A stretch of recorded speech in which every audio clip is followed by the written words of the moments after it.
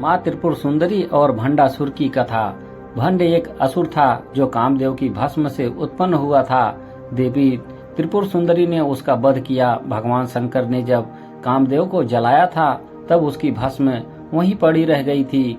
एक दिन गणेश ने कौतूहलवश उस भस्म को पुरुष की आकृति बनाई। थोड़ी ही देर में वह सजीव होकर कामदेव की तरह सुंदर बालक बन गया। उसे देख गणेश जी ने उसे गले से लगा लिया और कहा कि तुम भगवान शंकर की स्तुति करो। उस बालक को शतरुद्रीय का भी उपदेश दिया।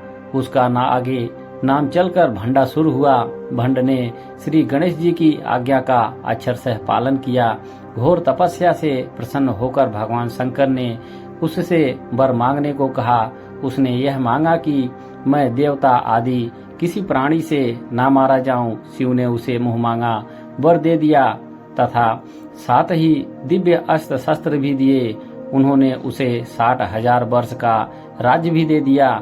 यह सब देखकर ब्रह्मा जी ने ही सबसे पहले उसे भंड भंड कहा था। तभी से उसका नाम भंड पड़ गया था।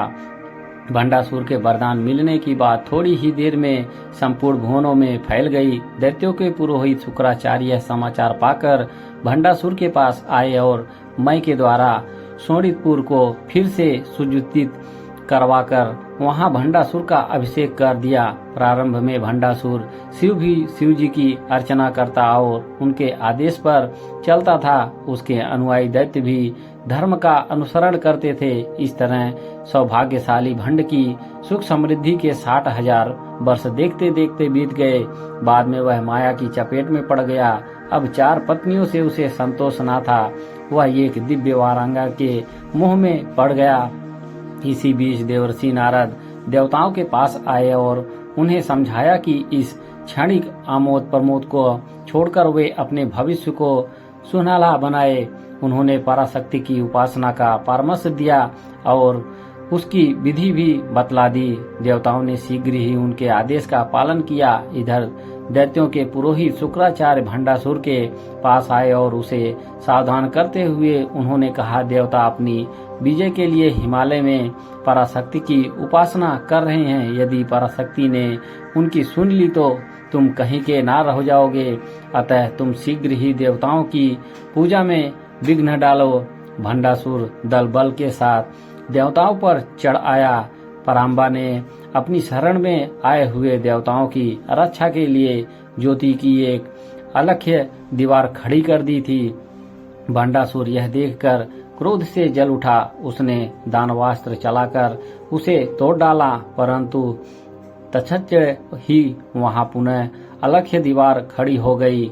वह भंडासुर से वायावास्त्र से उसे तोड़ा, किंतु तत्क्षण के भंडासुर ने उसी दीवार को खड़ी देखा। तोड़ने में समय लगता था किंतु दीवार खड़ी होने में समय नहीं लगता था। हारकर भंडासुर शोणितपुर लौट आया। भंडासुर लौट तो आया था किंतु उसकी भय से देवताओं की दशा दयनीय हो गई थी। वे सोचते थे कि जिस दिन दीवार नहीं रहेगी उस दिन हम लोगों को कौन बच सकता है, कठिन हो जाएगा।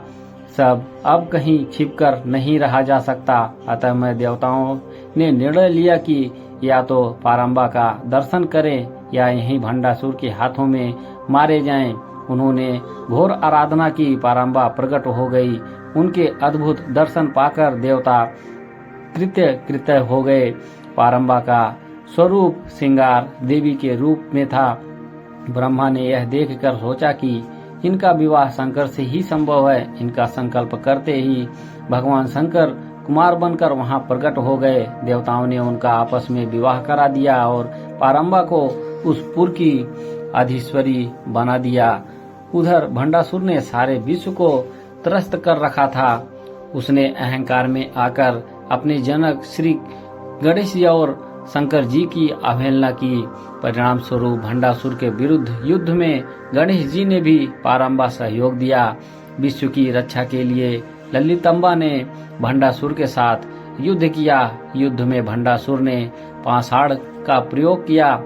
तब पारंबा ने गायत्री के द्वारा उनका निवारण किया। जब भंडासुर ने स्मृति नाश अस्त्र का प्रयोग किया तब माँ ने धारण के द्वारा उसे नष्ट किया। जब भंडासुर ने यक्षमा आदि रोग रूप अस्त्रों का प्रयोग किया, तब पारंबा ने अच्युत्य अनंत गोविंद नाम रूप मंत्रों से उसका निवारण किया। इसके बाद भंडासुर ने हिरण्याक्ष, हिरण्यकश्यप, रावण, कंस और महिषासुर को उत्पन्न किया। तब ललितंबा ने अपनी 10 अंगुलियों के नख से वराह, नरसिंह, राम, कृष्ण, दुर्गा आदि को उत्पन्न किया। युद्ध के अंतिम भाग में पारंबा ने भंडासुर का उद्धार कामेश्वरा अस्त्र से किया।